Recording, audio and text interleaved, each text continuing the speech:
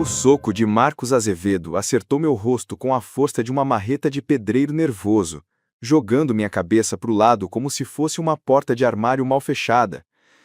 O barulho seco do impacto ecoou na sala de estar da mansão, calando de uma vez a música de Natal e as conversas animadas. Por um segundo, o mundo congelou. Parecia até que o tempo tinha esquecido de andar. 50 pessoas me olhavam em choque, taças de espumante paradas no ar, como se tivessem pausado um filme no pior momento possível. As luzes piscantes da árvore de Natal de 3 metros brilhavam, como se nada tivesse acontecido. Um contraste bizarro com o sangue que escorria do meu nariz. Seu desastrado imbecil! Rugiu Marcos, a voz dele ecoando entre as guirlandas douradas e os cristais finos da decoração. Olha o que você fez com a minha camisa! Essa camisa vale mais do que você ganha num mês! A água que eu, sem querer, tinha derramado ainda pingava no mármore italiano. Um simples copo d'água. Um tropeço besta enquanto eu passava atrás da poltrona dele. Meu nome é Pedro, tenho 32 anos e acabei de levar um soco do pai da minha esposa na frente da elite de São Paulo durante a tradicional festa de Natal dos Azevedo. Toquei o nariz, já começando a inchar. O gosto metálico do sangue enchia minha boca, enquanto meus olhos procuravam Marcela entre os rostos petrificados. Ela estava perto da lareira, linda naquele vestido vermelho claro, mas seu olhar não mostrava horror, mostrava vergonha. Vergonha de mim. Você precisa se desculpar com meu pai. Agora. A voz dela era tão gelada quanto o ar-condicionado no talo. Essas palavras doeram mais do que o murro. Ao redor, os cochichos começaram como fogo em mato seco. Advogados, médicos, empresários, todos observando o peão de obra que ousou se casar com a princesinha dos Azevedo. Marcela, tentei, minha voz saindo rouca, quase engasgada. Ou saia da minha casa! Marcos cruzou os braços, a camisa branca molhada exibindo o crime que eu cometi. O sorriso sarcástico dele me disse tudo. Não era sobre a água, era sobre domínio, sobre me colocar no meu lugar. Olhei ao redor de novo, ninguém disse um A. Nenhuma alma questionou o motivo de um homem de 60 anos desferir um soco porque alguém derramou água nele. Estavam só esperando para ver se eu ia me rebaixar ou sair dali com alguma dignidade. Por 3 anos, engoli cada piadinha, cada deboche sobre a minha profissão, cada olhar torto da galera do Alto do Morumbi. Sempre achei que Marcela me defenderia quando fosse necessário. Sempre acreditei que nosso amor era mais forte que a grana da família dela. Que tolo. Limpando o sangue com as costas da mão, encarei Marcos com firmeza. O silêncio durou uma eternidade. Então, pela primeira vez na vida, fiz algo que eles jamais esperariam. Eu sorri. Você tem razão, falei com a voz surpreendentemente firme. Meu lugar não é aqui. E fui embora. Sem escândalo, sem bater porta, só fui. Caminhei até a saída, ouvindo os cochichos crescendo atrás de mim. O que ninguém sabia era que nos últimos 6 meses eu estava me preparando para esse exato momento. Pequenos sinais, conversas interrompidas, olhares atravessados. Tudo indicava que os Azevedo estavam armando alguma para me tirar da vida da Marcela. Se você está curtindo essa história cheia de viradas dignas de novela das 9 e quer saber o que aconteceu quando eles chegaram em casa naquela noite, já se inscreve aí, porque enquanto eu dirigia pelas ruas enfeitadas de São Paulo, eles não faziam ideia do presentinho de Natal que eu tinha preparado para cada um deles. Nos 20 minutos até minha humilde casa em Taboão da Serra, minha cabeça fervia. O gosto do sangue ainda estava na boca, mas o que mais incomodava era lembrar como tudo começou. Marcos Azevedo era o típico herdeiro metido a conquistador. Aos 62 anos, comandava um império imobiliário herdado do pai e do avô, mas falava como se tivesse colocado cada tijolo com as próprias mãos. Arrogante até o último fio de cabelo. Quando eu comecei a namorar a Marcela, Ele me tolerava como quem tolera um Wi-Fi fraco. Sabia que ia acabar trocando. Achava que eu era só uma fase rebelde dela. Quando ela me pediu em casamento, ele riu na minha cara. Você acha mesmo que consegue bancar o estilo de vida que ela usa? Para escolher banheiro de rico. Isso enquanto enchia o copo de um uísque que custava mais do que meu salário da semana. Na época, Marcela me apoiou. Disse que me amava de verdade, que dinheiro não importava. Mas Marcos era insistente. Sabia plantar dúvidas como ninguém. Durante os jantares, soltava comentários disfarçados de piada sobre investimentos, viagens ou qualquer assunto que ele sabia que eu não entendia direito. Dava presentes caríssimos para Marcela só para me lembrar do que eu não podia dar.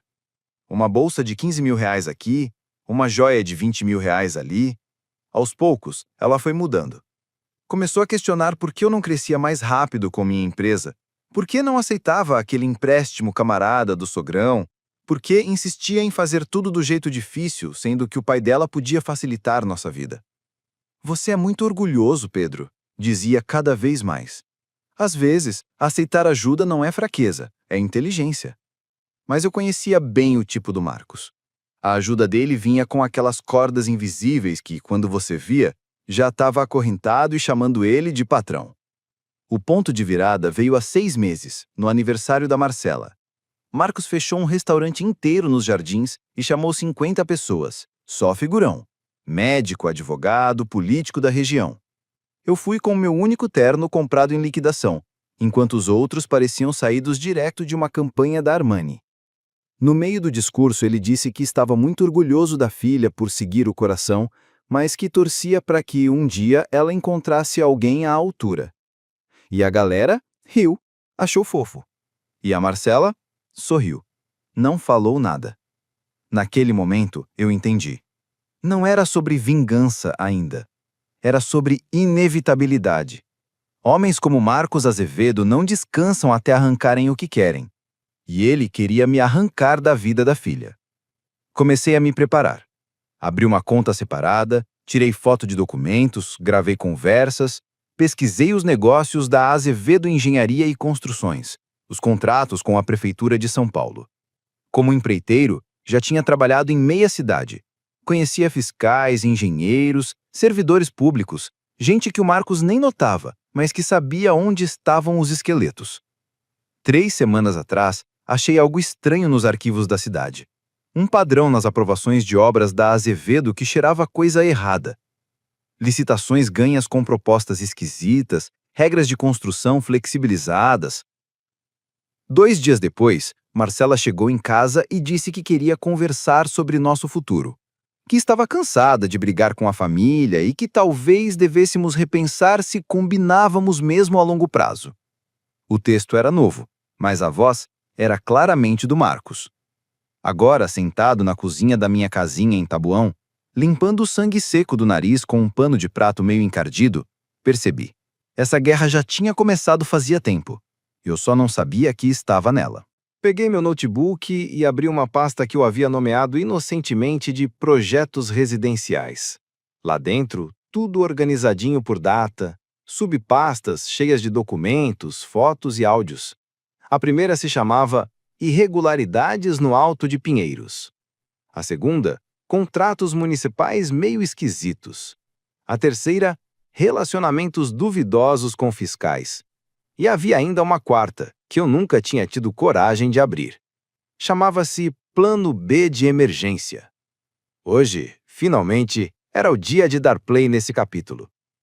Mas no exato momento em que cliquei no arquivo, o meu celular tocou. Era a Marcela. Pedro, você precisa voltar aqui agora. Meu pai quer falar com você. A voz dela suave e estranha, quase com medo.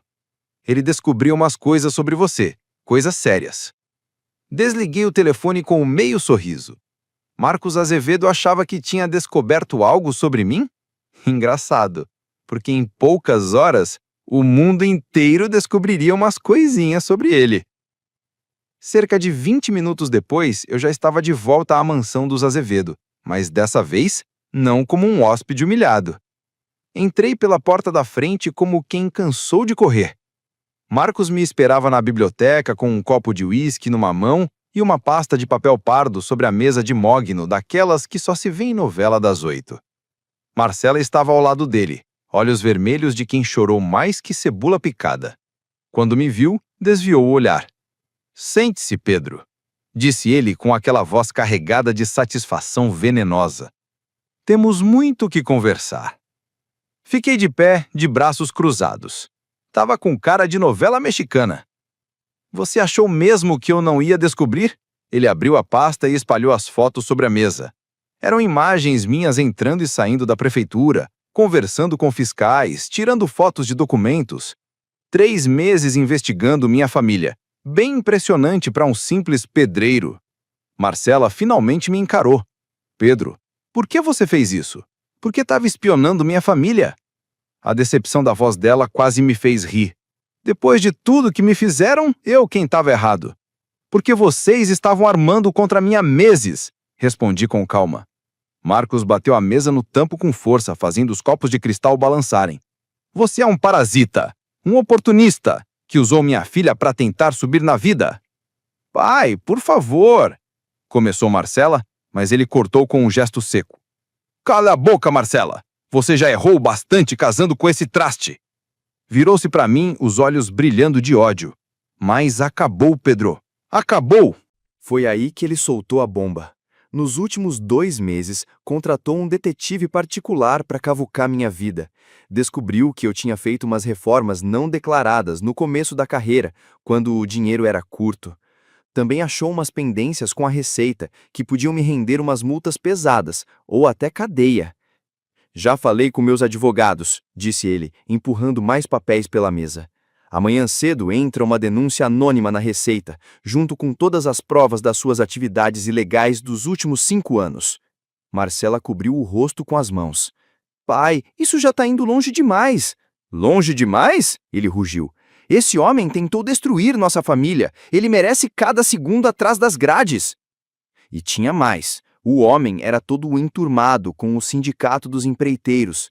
Com um estalar de dedos, eu seria banido de qualquer grande projeto em São Paulo. Minha licença cassada. Minha empresa, João Henrique Engenharia e Obras, jogada no lixo. E para completar o pacote... "Depois que você estiver na cadeia", continuou, saboreando cada palavra como se fosse um sorvete num dia de calor, "a Marcela vai poder se casar com alguém à altura." Segundo ele, o tal Tiago Martins já tinha demonstrado interesse, e a família do rapaz era dona da 2ª maior construtora do estado. Aí caiu a ficha. Não se tratava só de me tirar da vida da Marcela, era para me trocar por alguém mais lucrativo. Olhei para ela, procurando um fio de esperança, um gesto, qualquer coisa que mostrasse que ela ainda queria lutar por nós. Mas tudo que vi foi resignação. "Pedro", disse ela baixinho, "talvez seja o melhor, a gente nunca deu certo, somos de mundos diferentes." Essas palavras me acertaram como um segundo soco no estômago. Depois de 3 anos juntos, tantos planos, e ela estava jogando tudo fora sem nem tentar.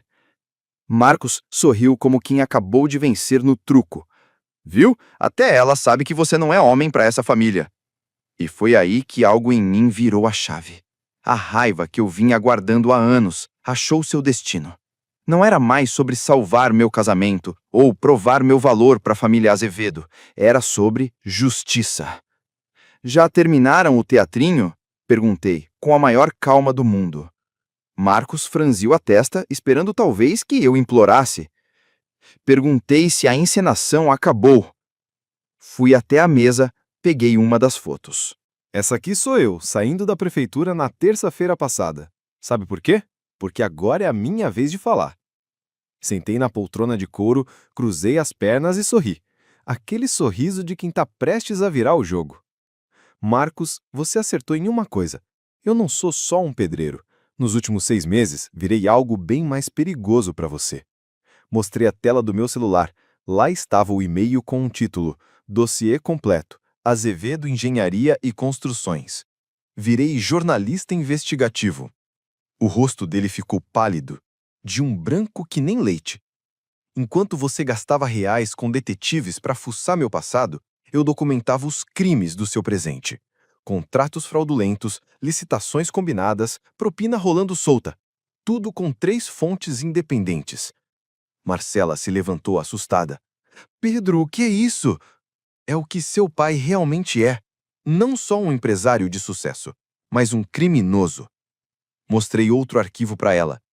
E amanhã cedo, quando ele fizer a tal denúncia anônima, esse dossiê vai direto para o Jornal de São Paulo, para o Correio Paulistano e, de quebra, para a Polícia Federal. Marcos tentou arrancar o celular da minha mão, mas eu já esperava o golpe. Ah, não, Marcos. Esse é só um dos 12 dispositivos onde esses dados estão salvos. Tem cópia até na nuvem, no Paraguai e no servidor do meu primo gamer. O silêncio na biblioteca era sepulcral. Só se ouvia o tic-tac do velho relógio de parede e o som gostoso do jogo virando. Você não tem coragem, murmurou Marcos, mas a voz dele parecia que estava sendo espremida por um espremidor de laranja. Levantei e fui até a janela, observando o jardim milimetricamente aparado dos Azevedo, tipo vitrine de floricultura chique. Sabe qual é a diferença entre nós, Marcos? Você subestimou o homem errado. Eu achei que você fosse só metido, não sabia que também era burro. Virei devagar para encará-lo.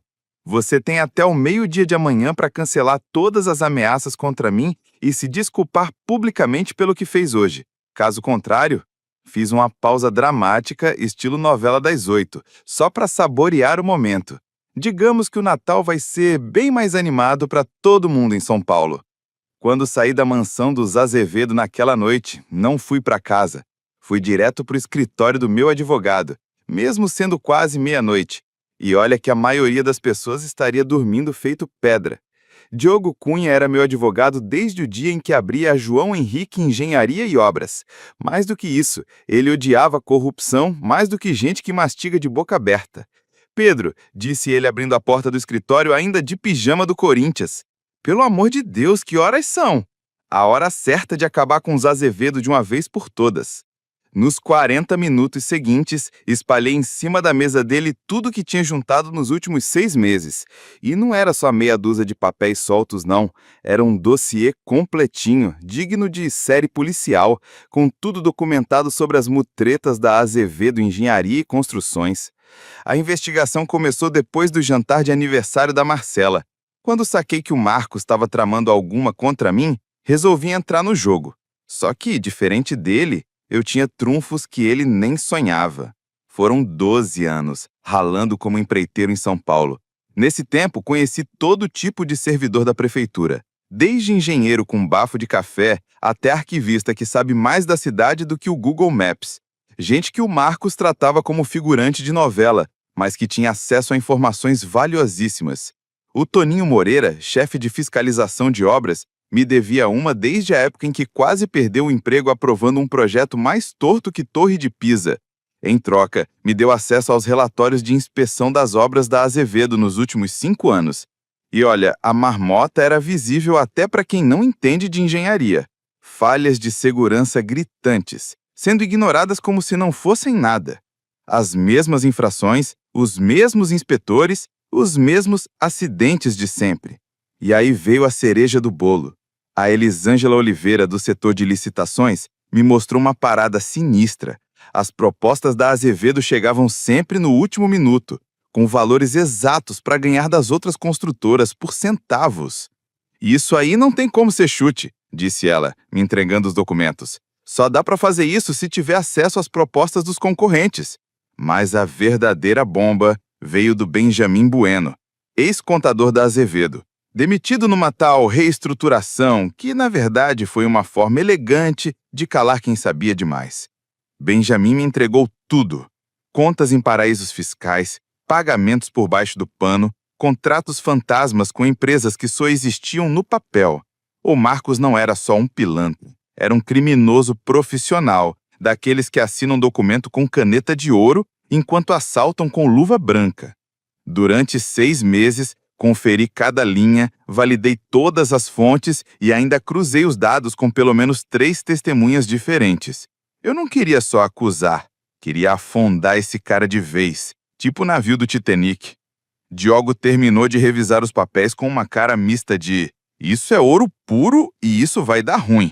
Pedro, isso aqui é dinamite pura. Você tem prova suficiente para enfiar esse cara numa cadeia federal. Mas ele hesitou. E quando um advogado hesita, é bom parar e ouvir. Os Azevedo têm contato até em planeta que a NASA não descobriu ainda. Vão fazer de tudo para te detonar antes disso chegar na justiça. Como se tivesse adivinhado a conversa, meu celular vibrou. Era a Marcela. Pedro, meu pai contratou os melhores advogados de São Paulo. Disse que vai te processar por difamação, invasão de privacidade e espionagem industrial. Ele tem contato no Ministério Público, na polícia, no raio que o parta. A voz dela tremia. Estava realmente assustada. Marcela, respondi com a calma de quem está prestes a soltar uma bomba. Quem cometeu crimes federais foi seu pai. Eu não sou culpado aqui. Você não entende, ela gritou. Ele vai plantar a prova, comprar testemunha, fazer você se arrepender de ter nascido. Ele não vai parar. Foi nesse momento que entendi com quem eu estava lidando. Os Azevedo não eram só corruptos, eram perigosos. Estilo vilão de filme da Marvel. Desliguei o telefone e olhei para o Diogo. Mudança de planos. A gente não vai só processar. Vamos fazer isso ao vivo, a cores e de um jeito que ele não consiga controlar. O que você tem em mente? Perguntou ele, já com cara de quem sabia que vinha a bomba. Conhece a Juliana Werneck, do Jornal de São Paulo? Aquela repórter investigativa. Aquela mulher é uma rolo compressor. E o Marcelo Toledo, do Canal 5? O âncora do Jornal da Noite, claro. Mas, Pedro, o que você está aprontando? Sorri pela terceira vez no dia. Sorriso de quem vai virar o jogo. Marcos Azevedo quer guerra? Vai ter guerra, só que no meu campo, com minhas regras e no horário que eu escolher. Peguei o celular e comecei a digitar. Se você está acompanhando essa treta de novela das 9 entre Davi e Golias, versão engenharia paulistana, se inscreve aqui no canal e não perde essa vingança de proporções épicas. A primeira mensagem foi para Juliana Werneck. Tem uma história que vai desmontar um dos maiores esquemas de corrupção de São Paulo. A segunda foi para o Marcelo Toledo, do Canal 5. Quer a exclusiva que vai definir a sua carreira? E a terceira foi para o agente Nogueira, do FBI, da Polícia Federal. Conheci ele num caso antigo.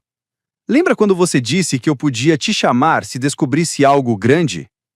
Diogo me olhava como quem vê um meteoro cair no quintal. Pedro, você tem certeza disso? Depois que você divulgar essas informações, não tem mais como voltar atrás. Eles vão vir com tudo.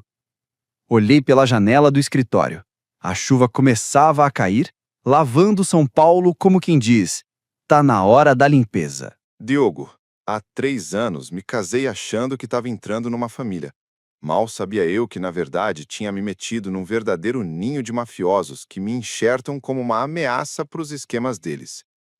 Me virei para encará-lo. Marcos Azevedo acha que pode me intimidar com gritos e ameaças. E a Marcela? Acha que vai me trocar por um novo rico qualquer se eu ficar pianinho? Peguei o dossiê e enfiei na maleta. Eles erraram feio ao me subestimar. E amanhã, bem cedinho, quando os jornais estiverem nas bancas, São Paulo inteira vai descobrir quem realmente são os Azevedo. Eram 2 da madrugada quando saí do escritório do Diogo. Às 6 da manhã, os telefones começariam a tocar. Não tinha mais volta. 6 da manhã do dia 26 de dezembro. O celular tocou, pontualmente como o despertador do Faustão. Pedro, aqui é a Juliana Werneck, do Jornal de São Paulo. Passei a noite lendo seu dossiê. Isso aí vai derrubar muito mais gente do que só os Azevedo. Dei um sorrisinho enquanto tomava o primeiro gole de café. Essa é exatamente a intenção, Juliana. Enquanto falava com ela, meu segundo celular vibrou com uma mensagem do Marcelo Toledo. A matéria entra no jornal das 7 da noite. Já tem o cinegrafista plantado na frente da Azevedo Engenharia e Construções. A terceira ligação foi a que mais me deu gosto. Agente Nogueira, voz firme, mas com aquele tom de urgência. Pedro, Isso aqui é ouro puro. Já estamos emitindo mandados de busca e apreensão para toda a empresa. A operação começa em 2 horas. Enquanto eu tocava fogo no Império Azevedo com a precisão de um mestre de obras, Marcos corria feito barata tonta tentando salvar a própria pele. Às 7h15, recebi ligação da Marcela no puro desespero. Pedro, os federais chegaram. Tem mandado para tudo quanto é canto. Meu pai tá gritando que você forjou documentos, que isso é uma armação. Marcela, diz pro seu pai que ele tem 30 minutos antes da coletiva de imprensa. Se ele quiser falar alguma coisa antes que vire circo no país inteiro, é bom usar esse tempo com sabedoria. Ela desligou chorando. Às 8h liguei a televisão. Marcelo Toledo estava ao vivo, bem na porta da sede da Azevedo Engenharia e Construções, enquanto os federais saíam carregando caixas e mais caixas de documentos. Numa operação bem coordenada, o pessoal da Polícia Federal executou mandados de busca na sede da Azevedo Engenharia e Construções após denúncias anônimas de corrupção e fraude, que podem estar ligadas a milhões de reais em contratos com a prefeitura. O telefone tocou de novo. Era o próprio Marcos Azevedo, voz mais tremida que garçom de festa infantil. Pedro, você não sabe o que está fazendo. Vai destruir famílias inocentes. A Marcela não tem nada a ver com isso. Marcos, cortei na hora. Você teve sua chance de se redimir ontem. Preferiu ameaçar minha liberdade a assumir seus podres. Eu posso te pagar. Quanto você quer? 1 milhão? 2? Posso transferir agora mesmo. A tentativa de suborno foi o limite da palhaçada. Gravei tudo, claro. Marcos, você acabou de se meter em mais um crime federal. Desliguei e liguei direto pro agente Nogueira. Você precisa ouvir a gravação que acabei de fazer. Marcos Azevedo tentou me subornar com 2 milhões de reais a menos de 1 minuto. Às 9h, o escândalo explodiu no noticiário nacional. Globo, SBT, Band, todo mundo em cima do caso Azevedo.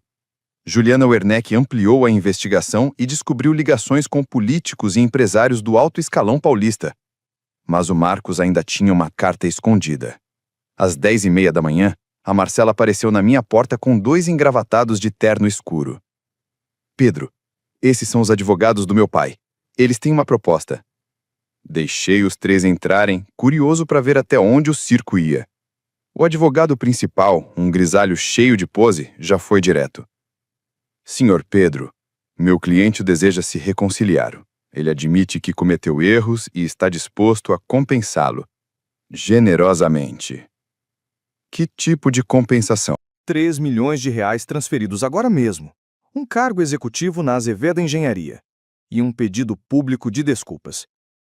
Fingi pensar por alguns segundos, estilo jurado do The Voice. E em troca, eu retiro tudo, digo que interpretei mal os documentos e finjo que nada aconteceu. Marcela me olhou com um brilho de esperança. Pela primeira vez em meses, parecia que ela me enxergava como marido de verdade. Pedro, por favor, a gente pode recomeçar. Eu sei que errei, que não te defendi como devia, mas dá para consertar. E foi aí que caiu a ficha. Ela realmente achava que eu largaria tudo por dinheiro. 3 anos de casamento trocados por uma maleta de grana. Senhores, levantei da cadeira. Tenho um pequeno problema com essa proposta. Fui até a janela. Lá fora, os carros da PF ainda estavam parados em frente à Azevedo Engenharia. Vocês não fazem ideia do tamanho do buraco que eu descobri. Me virei e encarei todos. Marcos Azevedo não só fraudou contratos públicos e sonegou imposto, ele lavou dinheiro para organizações criminosas em obras fantasmas. Tem ligação com políticos em Brasília. Tem cartel de droga usando os prédios dele como QG. O silêncio foi mais constrangedor do que fila de lotérica na segunda-feira. O dossiê que entreguei para a PF tem 600 páginas. O que saiu na imprensa hoje é só a pontinha do iceberg, as primeiras 50. Marcela tapou o rosto desesperada. Você acha que isso é briga de casal? Isso é desmantelar um esquema que está rolando em São Paulo há décadas. O advogado tentou manter a pose, mas a voz já tremia. Você não tem provas suficientes para sustentar isso tudo. Ah, não? Sorri. Tenho 700 horas de gravações, extratos bancários de 12 países, depoimentos de 43 testemunhas, incluindo ex-funcionários, fiscais comprados e até 3 informantes do próprio FBI brasileiro. Fui até a mesa e peguei uma pasta separada especialmente para esse momento. E tenho isto aqui. Abri a pasta e mostrei fotos do Marcos em reuniões secretas com gente que já estava no radar da PF. Essas fotos foram tiradas há 2 meses. Ele nem sonhava que o restaurante onde se encontrou com Valmir Costa e Cláudio estava cheio de câmeras escondidas. Os advogados arregalaram os olhos. Reconheceram os nomes na hora. Valmir era procurado internacionalmente. Cláudio estava na lista dos mais procurados do Brasil. Então não, senhores, 3 milhões não resolvem isso. Aliás, olhei para o relógio. Em exatamente 15 minutos, começa uma segunda operação federal que vai prender Marcos Azevedo por envolvimento com crime organizado. E vocês dois que vieram aqui me oferecer propina, provavelmente vão entrar para a lista de investigados também. A compreensão tomou conta dos rostos deles como ondas de horror, crescendo a cada segundo. Mas, se quiser, posso ligar para o agente Nogueira e explicar que você foi contratada sem saber da história toda. Vai que ele esteja num dia bom. Quem sabe ele seja mais compreensivo? Marcela me olhou como se estivesse vendo um estranho saído de um filme de suspense. Quem é você? O Pedro que eu conheci jamais seria capaz disso. Você tem razão, Marcela. O Pedro que você conheceu morreu na véspera de Natal, quando o sogro dele lhe deu um soco na cara, e você, em vez de defendê-lo, ainda não pediu desculpas. Fui até a porta e a abri com calma. O homem parado diante de você agora é alguém que finalmente entendeu que algumas batalhas não se vencem com gentileza e paciência. Se vence com estratégia e coragem. Os advogados saíram do meu escritório mais rápido que motoboy de lanche grátis. Marcela ficou parada ali por mais alguns minutos, com lágrimas escorrendo pelo rosto. Isso não vai acabar bem para ninguém, Pedro. Você está enganada, respondi, quase sussurrando. Vai acabar exatamente como deveria ter acabado há muito tempo. 15 minutos depois, enquanto assistia Marcos Azevedo sendo preso na sua própria mansão, ao vivo pela TV, algemado na frente dos vizinhos e da imprensa inteira, senti algo que não experimentava fazia anos. Paz. Uma paz tipo feriado sem parente chato. Mas isso foi só a primeira onda. O verdadeiro tsunami ainda estava por vir. 6 meses depois da prisão de Marcos Azevedo, eu estava sentado na varanda da minha nova casa, num vinhedo em vinhedo mesmo. Ironia pouca é bobagem. Assistindo ao pôr do sol, o tipo de lugar que o Marcos dizia que eu jamais teria dinheiro para bancar. A diferença? Eu conquistei com honestidade. O julgamento dele virou novela nacional. Toda a emissora do país cobriu cada segundo do que o Correio Paulistano apelidou de Escândalo Azevedo. Foram 16 acusações federais: desvio de dinheiro, fraude fiscal, suborno de servidor público, associação com organização criminosa, enfim, um cardápio completo de crimes de colarinho branco. A sentença foi dura. 25 anos numa prisão federal, sem chance de liberdade condicional por pelo menos 15. Renata Azevedo, que sempre me tratou feito um capacho usado, perdeu tudo. A mansão foi confiscada pelo governo e até as joias e os quadros esquisitos que ela exibia com orgulho foram leiloados para pagar indenização. Carro importado virou Uber Black de luxo. A última vez que a vi foi num hotelzinho em Campinas, onde ela trabalhava como recepcionista. Quando nossos olhares se cruzaram no saguão, ela desviou o olhar na hora, com aquela vergonha silenciosa de quem já foi rainha e hoje dobra o uniforme no turno da manhã. Mas o que realmente me pegou desprevenido foi o destino da Marcela. 3 semanas após a prisão do pai, ela bateu na minha porta. Estava irreconhecível. Cabelo bagunçado, roupa simples e olheiras de quem chorou mais que viúva em novela das 9. Pedro, disse ela, com a voz embargada. Sei que não mereço nem 5 minutos do seu tempo, mas eu preciso falar com você. Deixei ela entrar, mais por curiosidade do que por qualquer outro sentimento. Perdi tudo, desabou, caindo no sofá. Meus patrocinadores cancelaram. A empresa de cosméticos me demitiu. Meus amigos sumiram assim que descobriram o dinheiro sujo do meu pai. Fiquei calado, deixando ela desabafar como quem abre a torneira de um chuveiro velho. Mas a pior parte não foi perder o dinheiro ou o glamour. foi perceber que me tornei igual a ele. Arrogante, fria, cega para o que realmente importa. Ela me olhou com os olhos cheios de arrependimento. Você foi o melhor homem que já conheci. E eu te tratei como se fosse invisível. Te humilhei. Te traí emocionalmente. Escolhi minha família rica e podre em vez de um marido honesto e trabalhador. Tirou uns papéis da bolsa e colocou na minha frente.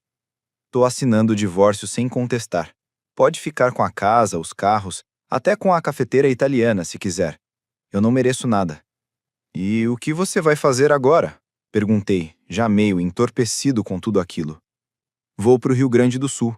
Minha tia, Elisângela, tem uma pousada por lá. Disse que posso trabalhar com ela, começar do zero, aprender o que é ganhar a vida honestamente. Pela primeira vez em anos, vi humildade de verdade na Marcela. Nada daquela pose de influencer de rede social tentando se redimir só para ganhar seguidor. Era um arrependimento nu e cru. Pedro, disse ela, levantando-se para ir embora. Sei que você nunca vai me perdoar, e nem espero isso. Só queria que soubesse que você me ensinou algo valioso. Integridade não se compra. E eu perdi a única chance que tive de estar com alguém que realmente tinha isso. Quando ela foi embora, fiquei ali sentado, encarando o vazio, a ironia da vida. Ela finalmente entendeu o que eu tentei mostrar durante todo o nosso casamento. Mas precisou perder tudo para isso. Quanto a mim, os 6 meses seguintes foram uma reviravolta digna de final de novela. O escândalo Azevedo não só limpou o São Paulo de uma rede de corrupção, como também abriu espaço para o pessoal honesto no setor da construção civil. Com a Azevedo Engenharia e construções fora do mapa, choveram contratos da prefeitura para empresas pequenas, como a minha. A João Henrique Engenharia e Obras, que tinha 5 funcionários, pulou para 80 em apenas 4 meses. Pegamos vários projetos largados pelo antigo grupo Azevedo e ainda conseguimos contratos federais para reconstruir a infraestrutura que eles tinham destruído com tanta trapaça. E a diferença é que a gente fazia tudo no capricho, sem propina, sem jeitinho, sem exploração. Pagávamos salário justo, seguíamos o código de segurança à risca e ainda viramos referência de transparência. 6 meses depois do julgamento, o Jornal de São Paulo estampou uma matéria de capa sobre mim.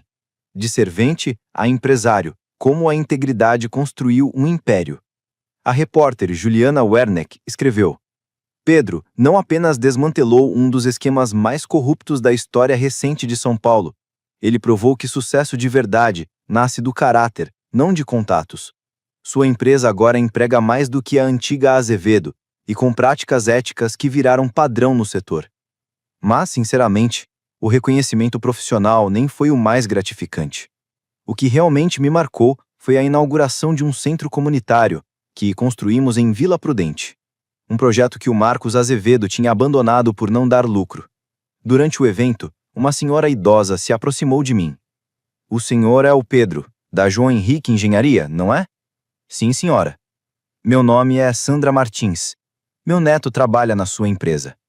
Ela contou que o menino tinha tido problemas com a justiça, mas que ninguém dava uma chance para ele. Hoje, Marcos cumpre pena de 25 anos. A Azevedo Engenharia e Construções foi extinta. A fortuna dele foi confiscada. A reputação virou pó. E eu? Eu tô aqui, à frente de uma empresa que fatura mais de 100 milhões de reais por ano, dando emprego para 400 famílias e construindo um legado baseado em valores que ninguém tira de mim, nem com decreto. Os aplausos começaram tímidos, mas logo virou uma salva de palmas de fazer tremer o salão. A lição que tirei disso tudo é bem simples. Nunca subestime o poder de uma pessoa íntegra. Podem até tentar derrubar a gente, podem humilhar publicamente, podem fazer a gente duvidar do nosso próprio valor, mas destruir? Isso não conseguem. Porque nossa força não vem de status, nem de contato na prefeitura ou de tapinha nas costas em evento chique. Ela vem de dentro. Quando terminei o discurso, dezenas vieram me cumprimentar, mas o momento mais marcante foi quando um jovem se aproximou. Senhor Pedro, meu nome é Felipe Moreira. Tenho uma microempresa de reformas. Há 3 meses, um cliente metido a rico tentou me forçar a fazer um serviço irregular. Recusei e o cara começou a espalhar mentiras sobre mim. Felipe segurava um convite na mão. Depois de ouvir sua história, decidi que não vou desistir. Vou lutar, igual o senhor. Sorri e apertei sua mão com firmeza. Felipe, era isso que eu precisava ouvir. Continue fazendo o certo, mesmo quando parecer impossível. Principalmente quando parecer impossível. Hoje, 3 anos depois daquela confusão natalina, minha vida é completamente diferente. A João Henrique Engenharia e Obras é uma das maiores construtoras do sudeste do Brasil. Temos escritório em 6 estados e a marca virou sinônimo de qualidade e integridade. E eu comprei a antiga mansão dos Azevedo quando foi leiloada. Não para morar, muito grande para o meu gosto, mas para transformar em um centro de formação de jovens da construção civil. Hoje, 50 meninos e meninas aprendem uma profissão por ano naquele lugar onde antes só tinha arrogância e ostentação. Marcos Azevedo ainda tem 12 anos de cadeia pela frente. Marcela, pelo que eu ouvi dizer, está feliz da vida lá no Rio Grande do Sul. Casou-se com um professor e descobriu as alegrias da vida simples. Aquela que não precisa de seguranças, motorista ou colar de pérola para ser boa. E eu? Eu encontrei uma coisa que nunca procurei. Paz. Mas não aquela paz de quem evita treta. É a paz de quem encara a injustiça de frente e sai mais forte. Paz de quem constrói com as próprias mãos algo que vale a pena deixar para o mundo. Se essa história de reviravolta te tocou, se você acredita que a integridade ainda vale alguma coisa nesse Brasil de meu Deus, inscreva-se no canal. Aqui a gente conta muitas histórias como essa, de gente comum que se recusa a aceitar a injustiça e muda tudo na base da coragem e do caráter. Porque no final das contas, não importa se o inimigo parece ter o mundo nas mãos. Não importa o quão enroscada esteja a situação. O que importa mesmo é quem você escolhe ser quando ninguém está olhando. E se você escolher ser uma pessoa íntegra, o universo inteiro conspira a seu favor. Essa é a única vingança que vale. Viver tão bem que seus inimigos percam até a vontade de torcer contra. Não só contratei o rapaz, como ainda banquei os cursos técnicos dele. Hoje, ele é um dos nossos supervisores mais respeitados. Senhor Pedro, disse a senhora segurando minha mão com força, o senhor não construiu só prédios, construiu vidas. Meu neto tem voltado para casa todos os dias nos últimos 4 meses, dizendo que finalmente encontrou alguém que acredita nele. Foi nesse momento que eu entendi de verdade por que tudo tinha acontecido. Enquanto Marcos Azevedo usava a construção civil para encher os bolsos dele e dos amigos, explorando o sistema e pisando nas pessoas, eu uso a construção para erguer comunidades, criar oportunidades e deixar um legado honesto. 1 ano depois daquela fatídica ceia de Natal, que virou minha vida de cabeça para baixo, recebi um convite inusitado. A Câmara de Comércio de São Paulo me chamou para ser o palestrante principal no jantar anual de premiação. O tema era Integridade nos Negócios, reconstruindo a confiança. Topei na hora, não pelo prestígio, mas porque queria contar uma história que, quem sabe, inspirasse outras pessoas a não abaixarem a cabeça. Na noite do evento, olhei para uma plateia com 300 empresários paulistas. Muitos rostos ali eu já conhecia, estavam na bendita festa de Natal e viram, ao vivo, minha humilhação. Respirei fundo e comecei o discurso. Um homem me deu um soco na cara numa ceia de Natal por eu ter esbarrado um copo d'água na camisa dele. A filha dele, minha esposa na época, me mandou pedir desculpas ou cair fora. O salão ficou em silêncio. Sabe aquele silêncio que até o ar parece segurar o fôlego? Naquela noite, muitos me viram como o perdedor, o pedreiro simples que não tinha lugar entre os engravatados dos jardins. Alguns riram. Outros desviaram o olhar, envergonhados da cena. Fiz uma pausa. Encarei algumas dessas figuras que eu lembrava bem. Mas o que ninguém percebeu naquela noite foi que eu não saí de lá humilhado. Saí determinado. Determinado a provar que integridade vale mais que qualquer propina. Que honestidade constrói impérios muito mais sólidos do que maracutaias de bastidor. Contei tudo. A investigação, a queda dos Azevedo, a reconstrução da minha empresa. Marcos Azevedo tentou me destruir porque me achava inferior. Julgava meu valor pela etiqueta da roupa, pelo saldo bancário, pelo jeito que eu falava. Só não viu o mais importante: meu caráter. A plateia estava hipnotizada.